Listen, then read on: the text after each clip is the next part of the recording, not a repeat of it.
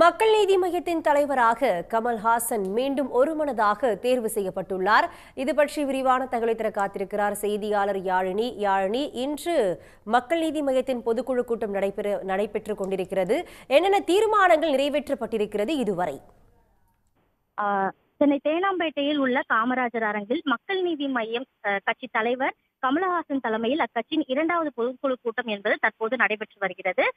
இந்த பொதுக்குழு கூட்டத்தில் கிட்டத்தட்ட அந்த கட்சியினுடைய பொதுக்குழு நிர்வாகிகள் 1400க்கும் மேற்பட்டோர் கலந்து கொண்டுள்ளனர். அதே போல அந்த கட்சியின் நிர்வாகிகளும் கலந்து கொண்டிருக்கின்றனர். நாடாளுமன்ற தேர்தலுக்கு பிறகு கமலஹாசன் தலைமையில் நடைபெறக்கூடிய முதல் கூட்டம் என்பதால் இன்று நடைபெறக்கூடிய இந்த பொதுக்குழு கூட்டம் என்பது முக்கியத்துவம் வாய்ந்ததாக பார்க்கப்படுகிறது.